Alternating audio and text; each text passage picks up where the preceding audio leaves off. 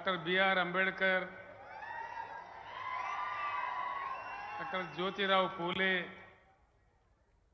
मां सावित्रीबाई, ऐसे महान पुरुषों को जन्म दिए इस पावन धरती महाराष्ट्र धरती को मैं प्रणाम करता हूं।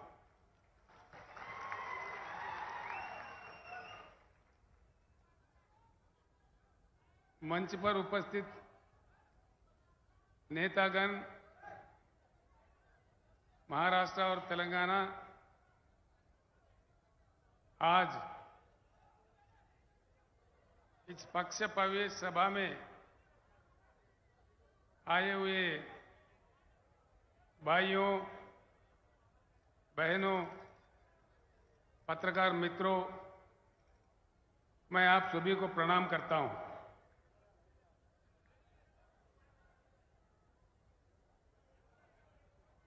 एक नई पार्टी बीआरएस पार्टी कुछ समय पहले ही जन्म लिया था। इस पार्टी का नाम पहले टीआरएस था। ये तेलंगाना राज्य तक सीमित था। देश के हालात समझने के बाद देश के विचारधारा को बदलने की आवश्यकता को समझने के बाद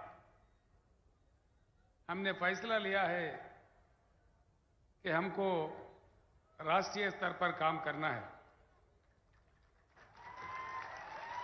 इसी चीज को लेके हमने बीआरएस का उद्घाटन किया है। पूरे देश भर में काफी समर्थन मिल रहा है।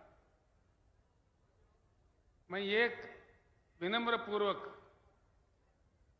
आप सारे लोगों से प्रार्थना करना चाहूंगा, खास तौर पर हमारे पत्रकार भाइयों से भी, मेरे बात जो भी आप सुन रहे हैं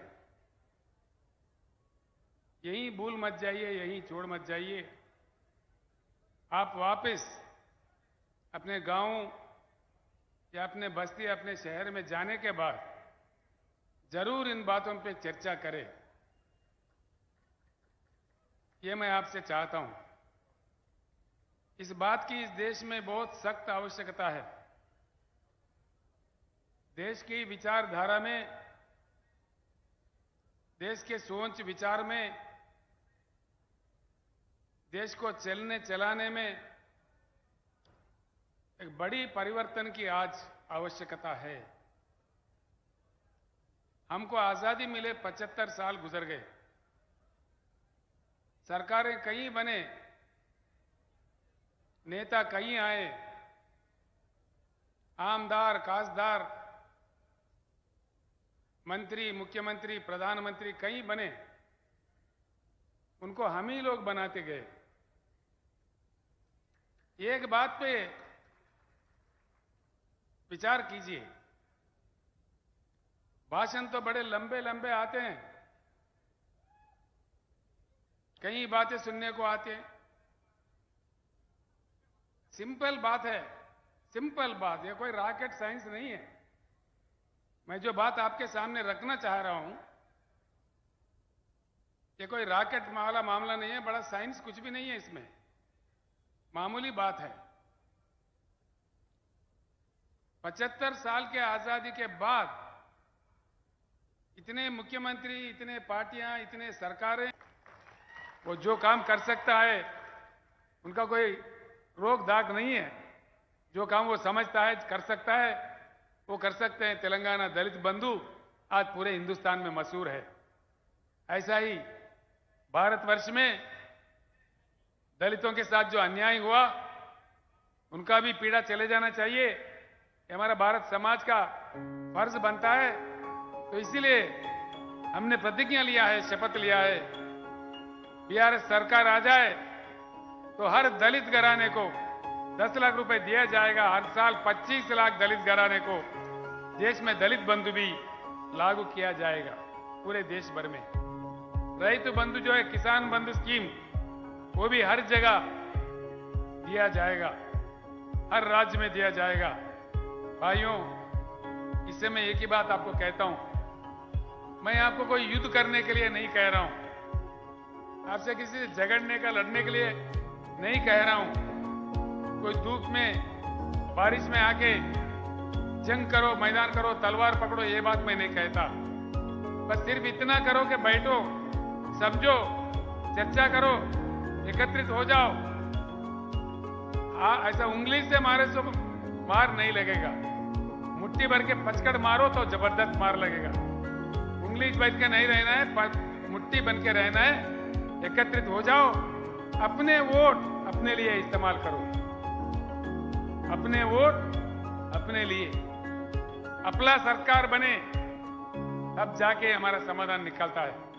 पानी आ जाएगा, बिजली आ जाएगा, एक के पीछे एक सुबह आ जाएगा, सारे समाधान निकल जाएंगे, ये गोलमाल से हम हट जाएंगे, अपनी सरकार बना लेंगे। मैं आपसे कई चीजें भाई, क्या मैं आपको कम बातों में कुछ बातें समझाने की कोशिश किया, काफी अन्य बातें भी है। किसानों पे मैं ज्यादा कहना चाह रहा था।